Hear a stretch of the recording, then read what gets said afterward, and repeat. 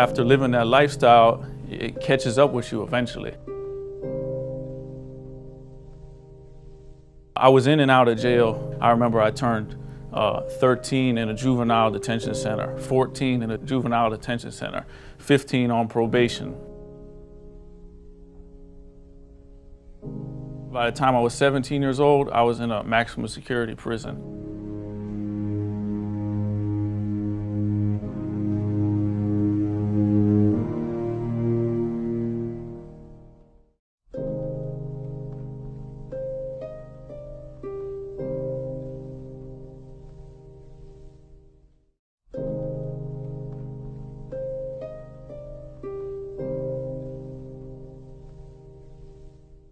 A lot of people go to prison because they're young and they're misguided, and they look at the TV for guidance. So they see music videos and all types of movies, and certain type of lifestyles, street lifestyle is portrayed in the media as being something good and glamorous.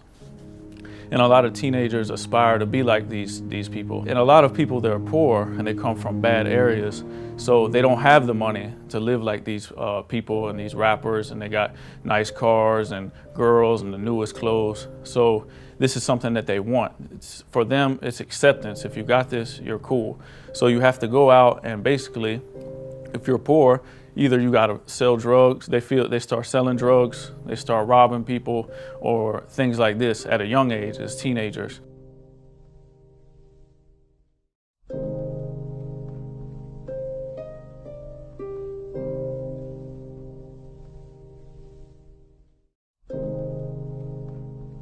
Even when I was young, like maybe 11 or 12 years old, I was holding the guns and the drugs for the people while they would play basketball, and they would give me some money or give me some drugs. And by the age I was 12, I started doing these crimes because it seemed like something normal. And my family was poor, and we lived in housing projects, so we didn't have money.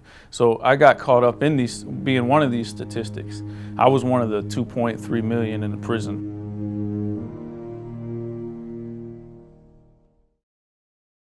In the prison, they put us in a 21 and under dorm, and this dorm was crazy, like the worst in the state. So I was at the worst prison. Out of 32 prisons in South Carolina, I was in the worst one. And then from that prison, they have 6 dorms, and I was in the worst dorm. And they even had cages around it so you couldn't get thrown off the tier. Because I've seen people get thrown off the tier, and I've seen a lot of things in prison. But it doesn't happen for no reason, like they say on TV. Oh, somebody just got raped or somebody just got stabbed for no reason. If you carry yourself with respect, they respect you. But if you don't carry yourself with respect, then you're gonna have altercations. And most of the things came over card games, basketball, things like this, drugs, because they have a lot of drugs in prison, cell phones and things like this that the guards bring in illegally. People fight over these things. So if you don't get involved if you don't gamble and you don't drink and you don't smoke weed or you don't do drugs, then basically you won't have any problems with people. You can just do your time, respect everybody, they respect you. But I saw a lot of people get killed. I saw people get raped. They borrowed things from people and then they couldn't pay them back, and then they ended up getting raped. And that's the way they bait you, they trick you they give you a lot of stuff, and then you can't pay it back, and then they take advantage of you, basically. So before I even went to prison, like I was in the county jail, people told me all the little tricks, that people try to do, so I was already aware. And when you go to prison, you just, you link up with like-minded people that you know from back home. I would link up with all the people from my hometown, and they would show me the ropes, what's going on, who's who, and what's what, and what to do or what not to do. I was 17, I really didn't know what was going on, and luckily I found the one person in my dorm that was from my city was a Muslim. So I hung out with him, and he taught me how a Muslim lives his life and how the character you're supposed to have. And if you live by this code of character, people will respect you and honor you, for what you're doing. And he taught me basically how to be in prison.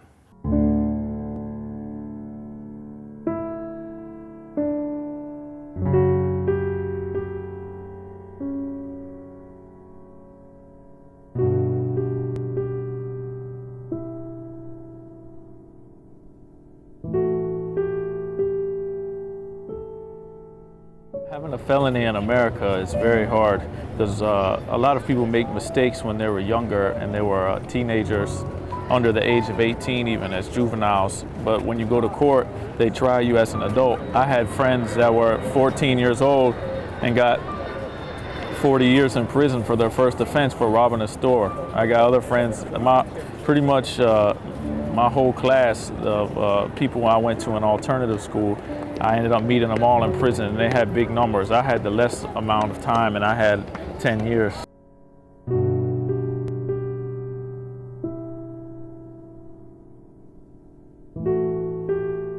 When you come home, they make it really difficult for you because no one wants to hire you with a felony. They make background checks on you, and if you can't pass, they don't hire you. They don't care. Nobody wants to really give you a chance. And the only type of jobs you can get are basically like working in fast food or some retail store, and they don't want you to climb. You can't really, you start out at minimum wage, and when you do that, you can't really make anything. You can't provide for yourself. You definitely can't pay the rent for an apartment. It's another way it's hard for a person with a felony is that the apartments now, they run background checks as well. So the felony will hinder you from getting a job and also getting an apartment. So now you're out here, you made a mistake when you're young.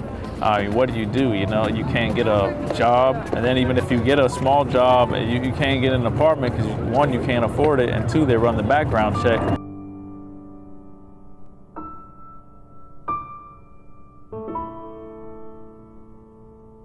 You could check out books, they could bring it to your cell. So I had seen someone in the county jail before I went, and they were praying, and I didn't know what they were doing. And I asked somebody, and they said, oh, he's making salat. But I didn't know what he was doing. So they said he had a Quran, and I was like, I want to read the Quran, but he was in a different block than me, like a cell block than me, so I couldn't get it. So I said, okay, one day I'm going to get that book, and I'm going to read it, see what it says. So when I got to the processing center, I asked for one. This guy, he said, well, I'm really not supposed to bring you this because they didn't like non-Muslims reading the Quran for some reason. It was about purification. You were supposed to be pure. Only the Muslims were really supposed to have it. But he said, I'll let you hold it for an hour or two, and I'll come back and get it.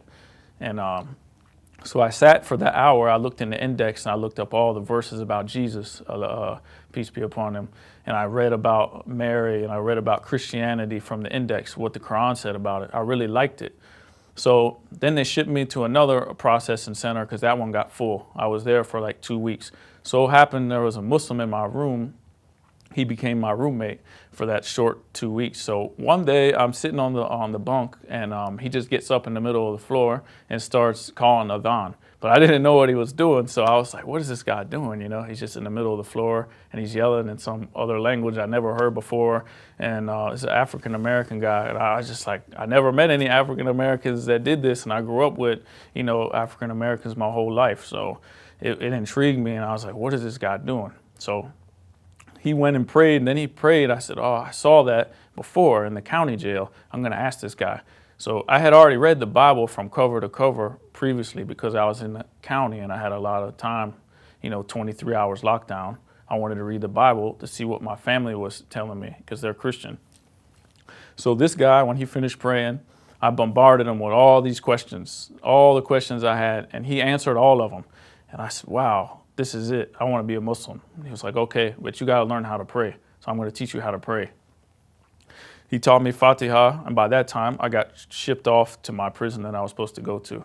So back to the guy that I met, my friend, the one guy that was from my hometown. He was teaching me how to be a Muslim. And I told him, oh, I know Fatiha already. And he said, okay, good. So he taught me the rest of the prayer. And then I took my Shahada, and basically I just joined the ranks right then and started praying with the community.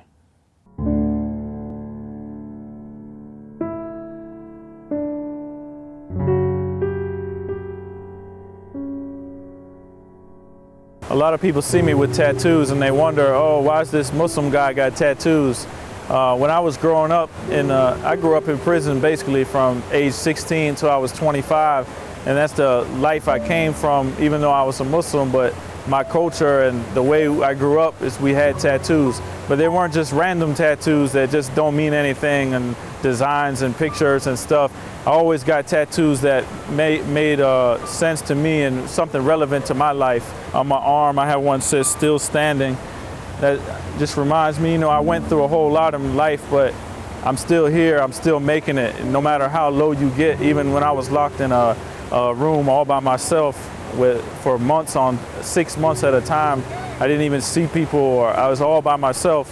Solitary confinement. I went through all that stuff, but I still made it. So it just reminds me of things where I came from, and so I never forget where I came from.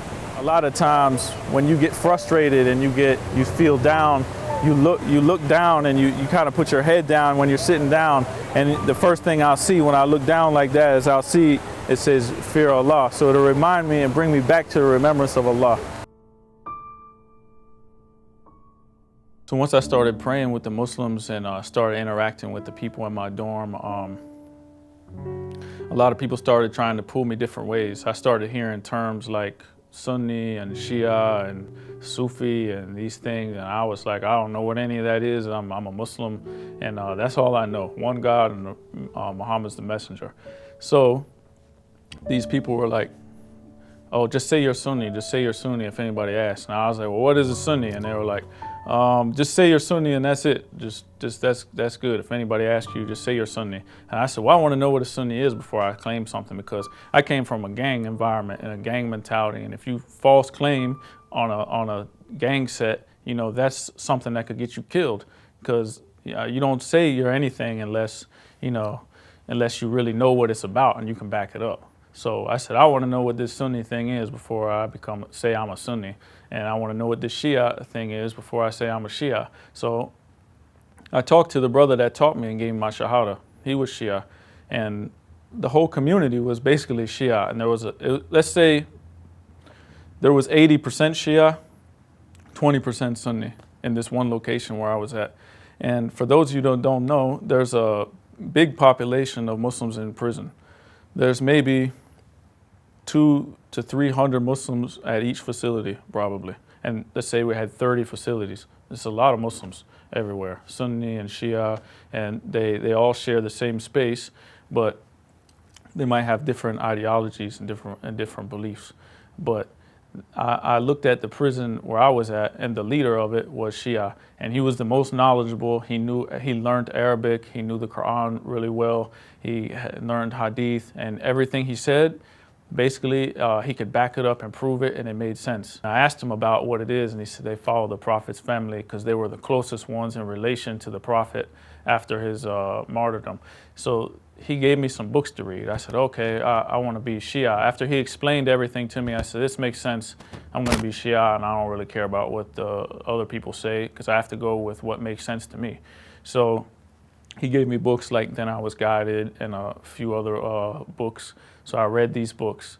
And he told me, don't ever say that, don't take your religion from me or from anybody else. You have to take it from the books. Because then when somebody says, where did you learn this from? You can't say, brother so-and-so told me this. That doesn't really hold any weight. But if you learn it from the books, you can say, I learned it from this book, from this scholar, on this page, and this author, and you can show and prove your beliefs. This one over here. So, another Quran. Yeah, the boxes, but we can stack these things here. Is it any more room in this one? No, but we want to put 6 books in each one, so we Okay, don't want cool. to look like we overloading them. Okay, cool. So, all right, we got that. I'm gonna put this in here too. Yeah, make sure you put the letter in there. Before I went home, I did about 9 years. Then I came in August 2000. I came in August of 1998. I came home August 2007. So I did 9 years straight. So right before I went home, they sent me to like a pre-release like 2 months before, try to get me ready.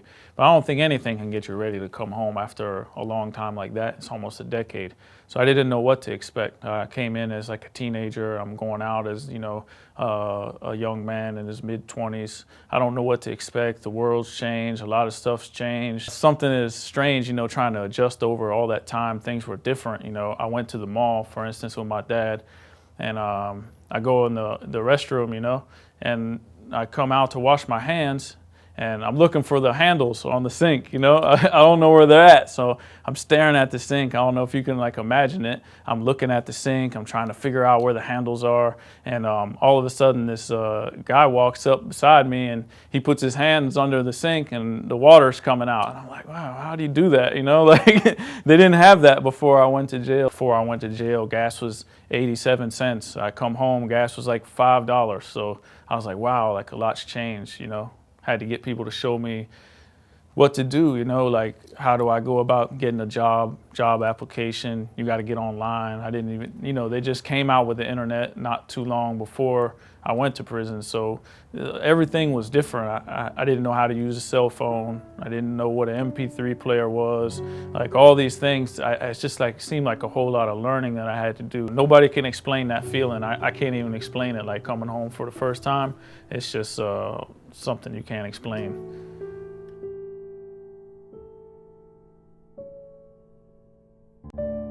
Problem comes when these people get out of prison for doing all this time and they're supposed to have paid for their crime that they did and, you know, made their amends, paid for their crime, and everything's supposed to be behind them now. They face a new challenge when they come home, is they have to find a job, get an apartment, and when you go through those struggles that I mentioned earlier, then a lot of people, if you don't have strong faith or you don't have any family support or you just come home from prison and don't have anybody there and you're just trying to make it on your own with nothing, because they just basically drop you off at a bus stop or put you out the door and you don't have anything anymore. Before you were getting free meals, you know, 3 hots and a cot, that's what they call it. So you got no rent, free meals, and now you come out here, you have to provide for yourself. Can't get the job, can't get the apartment, you get frustrated, and a lot of people, they go back to doing the same thing that they used to do, and it's a big revolving door, and they get out, they can't make it because no one will give them a chance, and then they end up coming back in.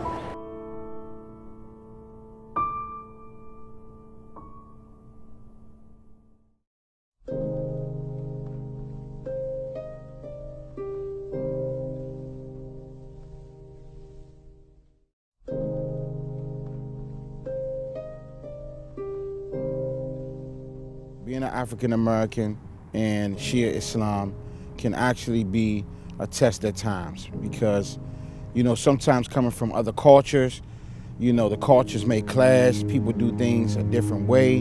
Is America racist and why? Some individuals in America are racist. Maybe a percentage, maybe a high percentage of people in power may be racist in America. The reason why people are racist in America that are in high positions is because many people, as I've heard in one lecture, many people are racing towards greed and power.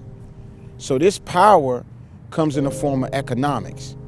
When you have a certain class of people who want economical strength, they may exercise race to make sure that their families are taken care of in the next 100 years. In that way, they may say, oh, well, we're going to only marry into this race. We're not going to marry anyone else. We're going to only provide jobs for this race and this class. We're not going to provide jobs for anyone else.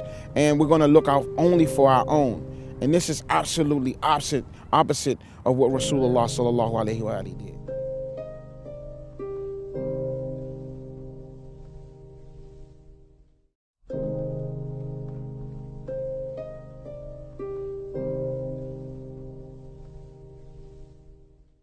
I was born in Washington, D.C., in a neighborhood that is, it's a side of town called Southeast Washington. It was a bad area at the time, you know. I seen a lot as a little kid. There was a war between New York and D.C., the gangsters in the neighborhood. So my friends, they were from, you know, Lincoln Heights, you know. So after school, when I didn't have anywhere to go, I would go to their home, right? So, you know, it was a natural occurrence for us to just like be walking and we would just see people like riding down the street. I'll never forget, sometimes we would see like people riding down the street in this truck that was called a trooper, right? I think it was Mitsubishi or something like that, or Isuzu, I'm not sure. And we seen a guy, he was like hanging out the sunroof with 2 Uzis and just shooting at people. You know, the people that were like in front of us, not walking in front of us, but the people who were like on a basketball court. And we were running, and we were running. We was running for our lives, right? My mom, she lived in the neighborhood that was adjacent to Lincoln Heights. So it was kind of like a turf kind of thing with them and us, because our neighborhood was residential with, you know, single family homes, but then we stayed in a little apartment that was on a place called Foot Street Northeast. And, you know, it was 6 of us. It was almost 6 of us in there together. And it was rough. You know, my dad, he was going through rough times. He was trying to keep his house that he was at. And my mom didn't have much money and stuff like that. So it was very rough. It was very rough. I mean, you know, we're trying to do work and do our homework and stuff like that, but then we're thinking about, are we going to eat that night? At that point, I started to hook up with people in the neighborhood because we were hungry, you know. I was trying to hook up with people in the neighborhood, and, you know, I'm Muslim, so I can only eat fish sticks, you know, and fish, so, and tuna fish, right? So I'm trying to call around to my friends and ask them, where you going to eat lunch, you know, and what you have for dinner? And, you know, and it was rough for my mom. She was working in a daycare center, and she was barely paying the bills herself. So, you know, I actually hooked up with the wrong crowd at that time, and I got out into the world and started doing some things that I shouldn't have. And, you know, the thing is, like, I started to meet the people, and I started to know their pain, and they would tell me stories about their families and how hard it was for them. So for me, I was just thinking, like, you know, I was young, we were okay, you know, my dad was doing okay, so, you know, I'm just thinking, oh, he's gonna come back one day and everything's gonna be all right. But it was just rough. So I had got out into the studio life and into that world. And once that happened, you know, I would just come out front. It was just a regular occurrence that people would sell drugs in front of your building, you know. So, you know, I was seeing it, and seeing these things like that, you know, it just really made me aware of the danger that's in the neighborhood, you know. People could ride up at any point and just shoot you. People are trying to, and naturally, if someone is selling drugs in front of your building, then that means that the robbers are around. And if they come to rob you, and they only see you outside, and you might be just walking to a payphone, or you might be walking to the corner store, and it's at night, you know, they're not gonna know the difference between you and the guys who are doing whatever they're doing. So, you know, a couple of times I got robbed, you know, at gunpoint, laying on the ground, and, you know, I didn't know a lot of du'as at the time, so I'm on the ground, and, you know, I'm saying Fatiha on the ground because I'm thinking it's my last moment, you know, and the guys are discussing how they're gonna kill me or not. That place is banging. Yeah, that's what they got. Yeah, right there. Halal police pieces station right here, and then the liquor store. They got the liquor store on every corner. We wanted to turn this place over here into a center for AhlulBayt TV, but they was charging a whole bunch of money. It's another place that's right here that I called the guy, and it's not that big, but we wanted to turn that into, remember we was going to do the library. Yeah, yeah. Yep, instead we had to go online because we couldn't get funding. When I was out there and living in the neighborhoods, I hooked up with some of the guys in Southeast Washington, and you know, this was later on in my life. And, you know, from my side of town, most of the time, you know, the guys from Southeast don't really hook up, but I had a lot of cousins from Southeast. And, you know, I used to meet there, you know, my cousins' friends and their homies. And, you know, they just really enjoyed me, really liked me because I was genuine with them. And all I had at the time, you know, I was like, you know, just Nahjul Balagha and how Imam Ali was really fair to the people. So I just was being fair to them, and, you know, they loved me because they knew they could be around me, whatever kind of money they had or whatever it was. I wasn't trying to kill them or rob them or kill them or anything like that. So the people who run the campaign, Who is Hussein, they had a banner that was on the back of a bus. So my cousin called me one day out of the blue, and he said, man, you know that guy you taught me about, Imam Hussein? He was like, man, I seen the what do you call it, billboard on the back of a bus. He was like, man, is that who that is? And I was like, yes, that's him. And he showed me the picture, and it was of Imam Hussein, whoishussein.org. And it just really like, so for him, when he sees that on top, on the back of buses, he'll tell his other friends, this is the Islam that my cousin taught me about. The Islam that he says that will set your life free, give you freedom. When we were young, we were going to the Shia school out in Potomac, Maryland. But this over here was the stop for the people who went to the school that was from the downtown area. This was their stop over here. This is where the parents met up. You can go straight. Yeah. This is where the parents met up. So to get the kids and take them to different parts of the city. So we would see when the bus was stopped. My father, he drove the van, and it was times when my father was driving, and they would be having a shootout in the middle, and we would like be weaving through traffic. He would try to make sure that the kids were safe. On different occasions this happened. So, we were seeing this as kids, even when we were in Muslim school, because we lived downtown. I started to look for an outlet for my pain and my anger and stuff like that as a child. So I started to write poetry, but it was in the form of, in those days, it was in the form of hip hop, right? So I would write these raps and stuff like that, and people would like them, and I would say them to my friends, and from there, I started to kind of journey out into becoming a hip hop artist. I had these dreams in my mind and stuff like that. So that took me down some bad places in life, but I learned the people, and I learned their pain through that place. And I learned that a lot of them are actually looking for God, and they're looking for a way out.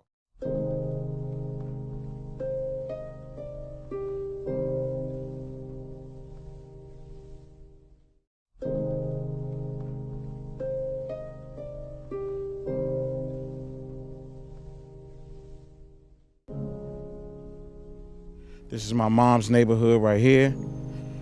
And this is called Miracle Court. They got different courts: faith, wisdom, miracle, I believe.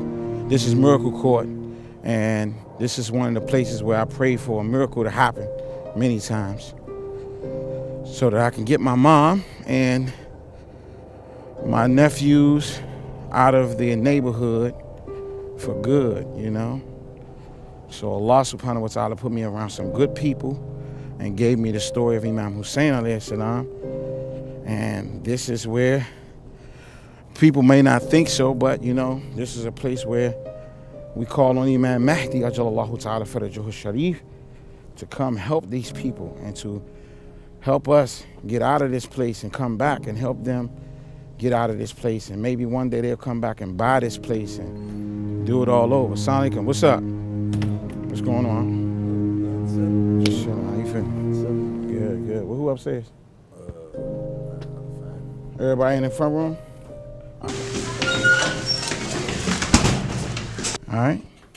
You ain't gotta put your hood on. You good. You ready? Assalamu alaikum. All right. This is my nephew right here, Twan right here, young rapper. Hopefully we get him on the right path. Yeah. This is my nephew Malik. And that is the shrine of Abu Fadl Abbas and Imam Hussein alayhi salam. Yes, that's the pride and joy of this place here. This is where, I come and I teach them about the AhlulBayt. And whenever they get into like trouble and they're getting into it with each other, I try to come and teach them about the togetherness. Like sometimes they might quarrel with each other, right? So I teach them about the togetherness of the brotherhood of Abu Fadl Abbas and Imam Hussein alayhi salam, and how they stuck together in the fight in Karbala against Yazid la'natullahu alayhi. This is it, the lavish mansion, mashallah. One of the things that I seen in the neighborhood that disturbed me was that, you know, a lot of people in the neighborhood, they want out. They want to find a way out. Me, myself, now, I know that if they embrace the message of Imam Hussein alayhi salam and AhlulBayt alayhi salam, that would really help them get a clear mind state, and it would help them make better decisions towards career choices and things like that. Now, one of the things that I seen was that, you know, coming out of high school, majority of the youth, which is going on right now, majority of the youth, they are trying to get jobs. In America, you know, a start out paying job might pay you maybe $8 an hour nowadays. I think that's minimum wage. And, you know, $8 an hour in a neighborhood where now in Washington, D.C., a lot of neighborhoods, rent is maybe about $1,200 a month, $1,000 at the minimum, about $1,000 a month, right? So having an $8 an hour job at the end of the 2 weeks or the end of the week, the money that you have to survive on for transportation and the money that you have to survive on for food, money becomes very low quickly. The sabr, the patience is not there. So they go and they turn to the streets where they feel like, okay, this person will give me a chance with, you know, this illegal substance, and they go do things that are bad. And from that point, they get incarcerated because, you know, it's no secret that whoever does things like this for long enough, they're going to go to jail. Once they go to jail, it's a process and it's a vicious cycle and system that starts. Majority of the time for drug charges in the neighborhood, they receive what is called a felony. Once they get a felony, all of their rights are taken from them, majority in the society. You cannot vote with a felony. When you get out of jail, there are many, many, many institutions that you cannot work for with a felony. And it's not law, but it's company policy that they do. So they're designed with it. So the people come back from jail after doing their time period in jail, and then they get released back into society, and the sabr is still not there. So they're running around and trying to get this $8 an hour job again. Once they get this $8 an hour job again, they start to say that, you know, money is still not coming in, it's hard for me to survive. And then at this point, maybe some of them may have a child involved, and they may have, you know, family involved and stuff like that. So the sabr leaves them, the patience leaves them, and they go back into a life of crime. One of the stories that stand out to me is someone that was close to me, and he went to jail for a crime, and, you know, I tried to talk to him about Islam and give him as much good nasiha that I could, you know, great advice Islamically. But he went to jail and he came home. And once he came home, the probation that he was placed on, supervision, they told him that he had to get a job by 3 months. This is a young man. He's probably maybe no more than 20 years old. If you don't get the job by 3 months, then you have to go and have this thing called the electronic box on your leg, right? And that monitors wherever you go, you're limited, you have a curfew. And then from there, if you don't get a job within maybe 2 months later, after that, 5 months altogether, you have to go back to jail just because you didn't get a job, right? This was part of his probation process. And, you know, the social worker that was working with him, from my understanding, was not, you know, trying to give him any opportunities to get jobs and stuff like that.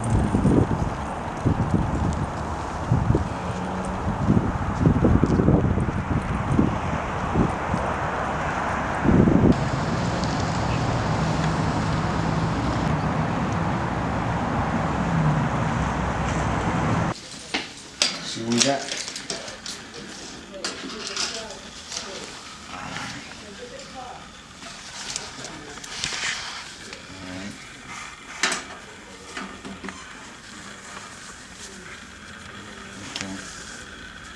I went online one day and I talked to Brother Mateen, and I seen that he was visiting a lot of masjids at the time, and it looked real fun, right?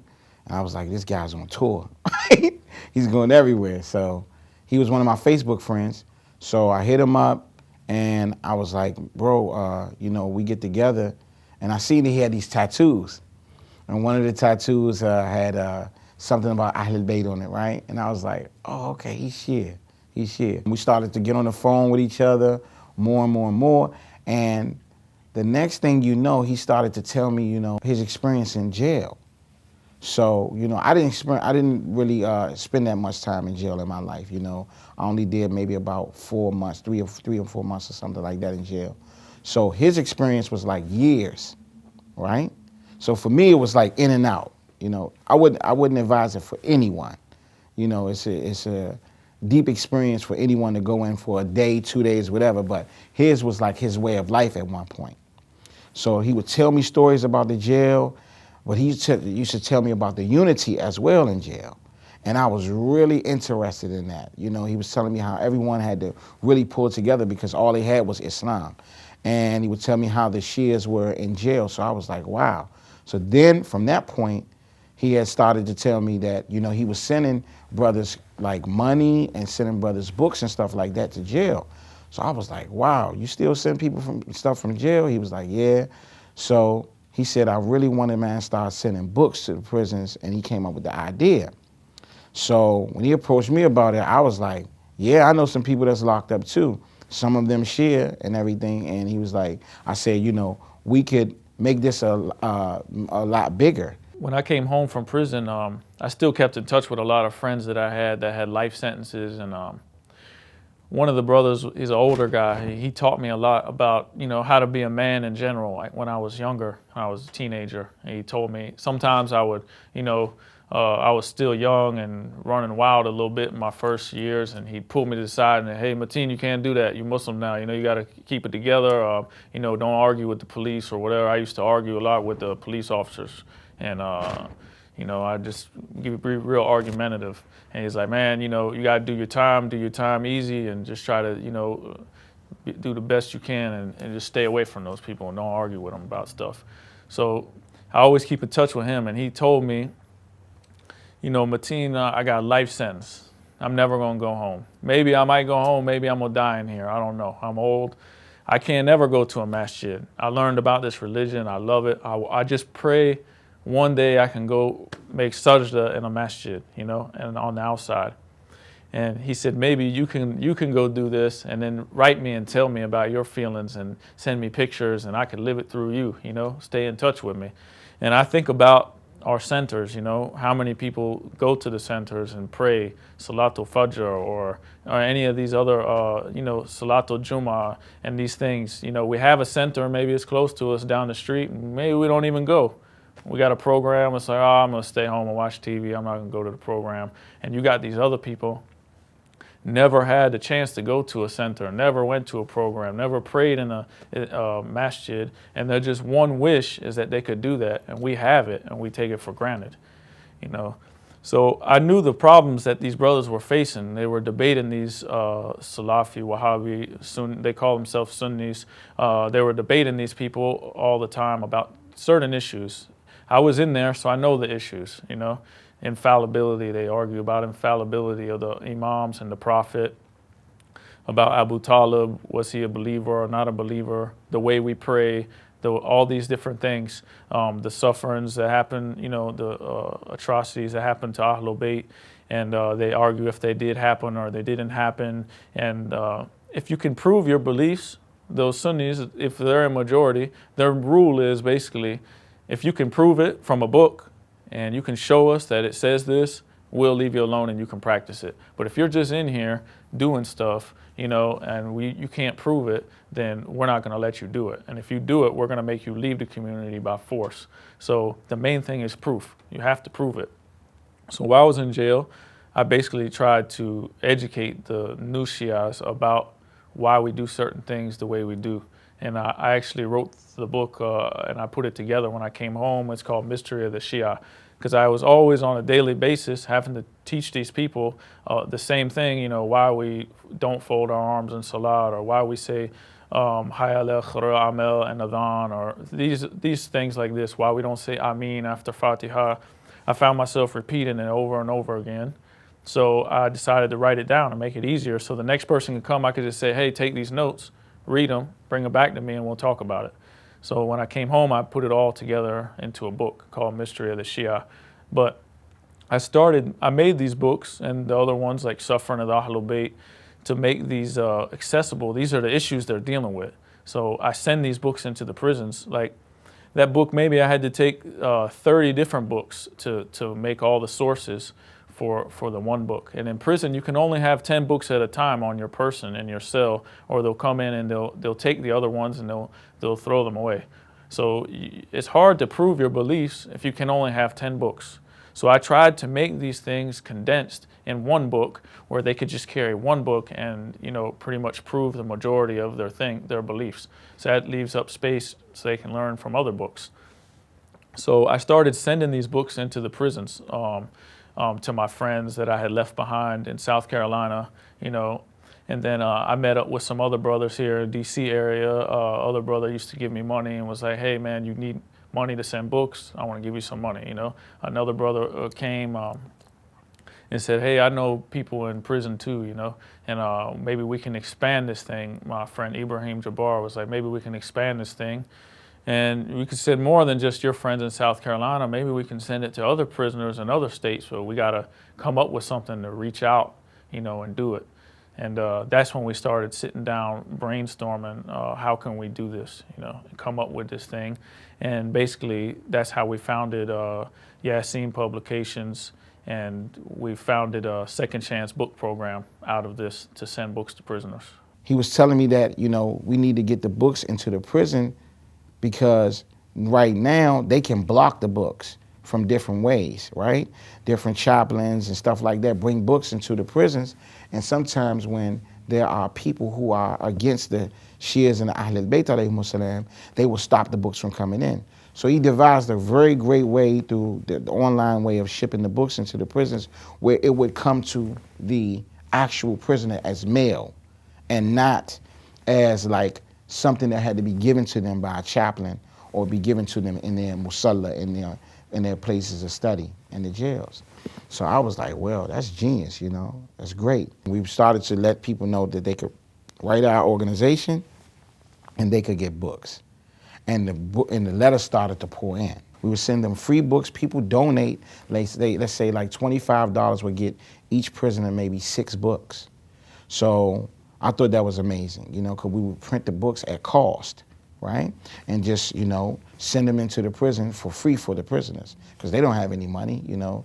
They're going through poverty. Their families are back home going through poverty. So the next thing you know, the letters are starting to come back, and they're telling us that the people are in the prisons converting to Shia Islam.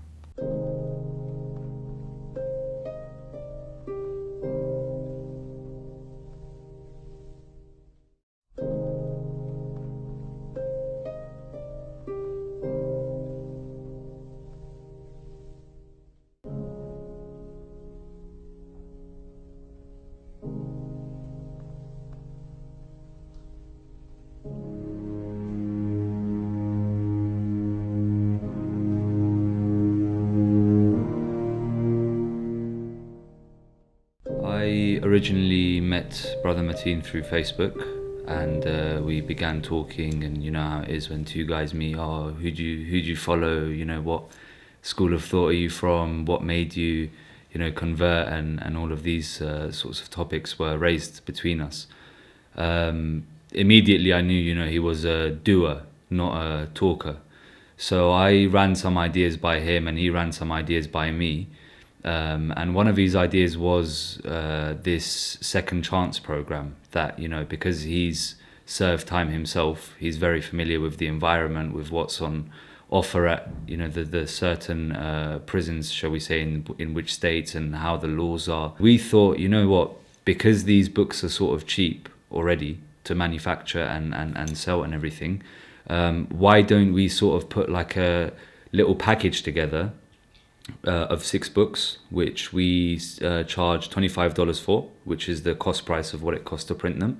And in these 6 books, let's have one book on sort of Islamic laws, so everyday fiqh, everyday, you know, how can I do my wudu this way, can I do it that way. One book on usul ad-din, the 5 core principles of Islam. We'll have one book on the AhlulBayt as a whole, just like general background, general knowledge. And the other 3 books will leave depending on what sort of letters we receive from the inmates. And then those 3 books, since starting this publishing company, we've sent over 650 books to over 100 different inmates in 12 different states in America. And out of those 100 inmates who've written to us requesting books, 10 to 15 of them that we know of from their letters to us have converted to Shia Islam from, you know, being, I think we've had 2 or 3 Salafis and Wahhabis who've actually written and said, you know what, I've realized the error of my ways, you know what, I've found that Imam Ali is truly beautiful and the AhlulBayt is the way forward in life. There's nothing but them, basically. These are the letters we got from today. We checked the mailbox, there's about 20 letters here, but I haven't talked with you guys in a while, so I want to tell you about some of the other letters that we got. People have been writing us saying, like, they're writing us one letter, you know, and saying, I'm Sunni, I want to learn about Shia Islam. We had people say they follow Maliki school, Shafi school, and this Hanbali, these things. With several of them, they wrote us 1 month, said, send us some books. I want to learn about AhlulBayt. What is this? You know, I'm a Sunni, I want to learn about AhlulBayt and see what it's about. I sent them the books that we had, and they wrote us back the next month and said, now I'm on the ark of salvation and I follow the AhlulBayt and I believe in the Imams, and it was like amazing, you know.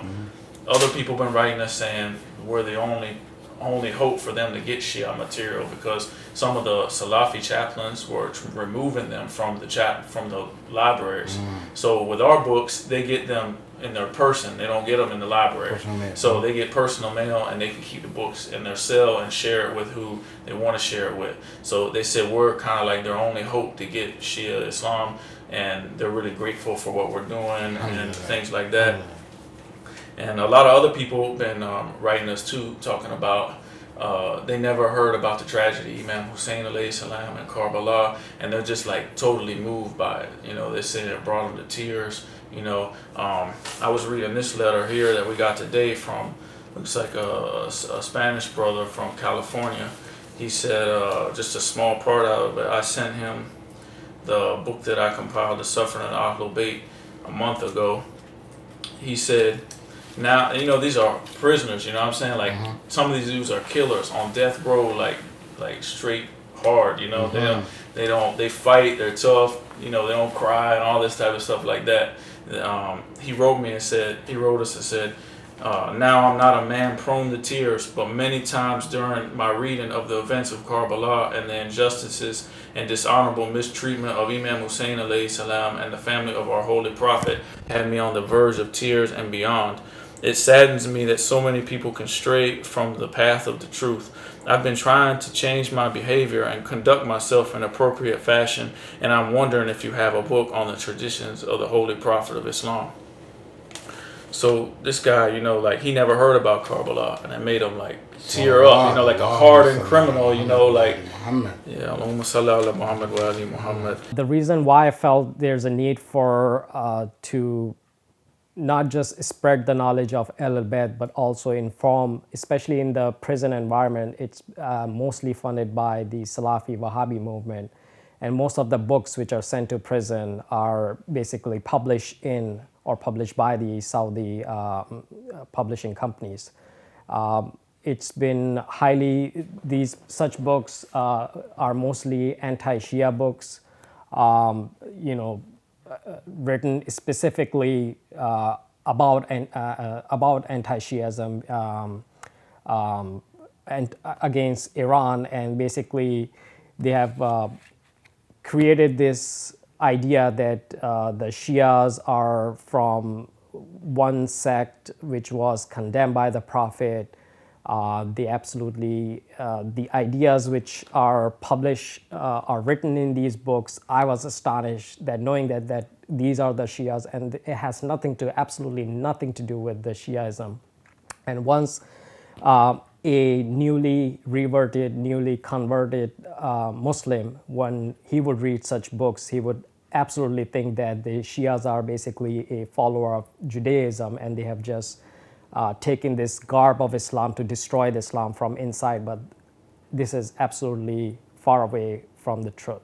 I would envision to have to have a learning center, or to have at least Shia books in every learning center, in every prison, whether even non-Muslims read it, or Muslim from our brothers in Ahl Sunnah reads it, they at least know the truth about Shia Islam. It doesn't necessarily have to be making them converted to Shia, but having the knowledge of the AhlulBayt. That's what their goal was, not to have everyone follow them, but just have everyone recognize that they are the best, Allah's best creation. This brother here, he's from South Carolina, and he wrote us and he said, Assalamu alaikum. I am incarcerated indigent Muslim, and I would like to obtain any free dawah literature that I may share and propagate the deen to the general population at large. I thank you in advance and pray that Allah subhanahu wa ta'ala rewards you for any of your aid and assistance offered to me. And he says shukran and jazakallahu khair, and this is someone who may have obtained our information through the other prisoners to show that there are people, the word is spreading around, and there are more people. And this is actually the goal that I was looking for when we first started. In order for this to spread, they have to talk about it to other prisoners, and like you were saying and mentioning that, it's in their cells, so it's not like material that they can come take from them. Just like they have their personal letters from their family, people are not going to just come in your cell and take your books. Yeah, you know what exactly. I mean? Because that's a violation in jail. You know? So, but if it's stuff that's on like in the library, in the religious part of the library, they can block this book, that book, and only let mainstream Wahhabi or Salafi material get out to the general population. I noticed in that letter he said that he wanted dawah material so he could learn it and teach the other prisoners. Absolutely. Yeah. Absolutely. This one guy, he said here that this will be the last one I read, but he said basically, I'm interested in converting to Islam and learning about the traditions of the Prophet Muhammad. I was told by another brother that you'll send me 6 starter books. If so, can you please send me a Quran for the Muslim library? The Muslim library is out and I have no access to the library. So like these guys, they don't even have access to books. He's asking us, he's like pleading with us to send them books, and I feel like if we don't send it to them, then, like you said, Allah asked us, somebody came to you, they don't have access to Quran, they want to learn the words of Allah, and it's nothing to send, a few dollars out of your check to send them a book. And then if we don't send them Quran, this guy want to learn, and he might be misguided and say, well, they never sent me. He can go to Allah and say, hey, Allah, I asked these people for Quran, and they didn't give it to me, and I had no way to get it.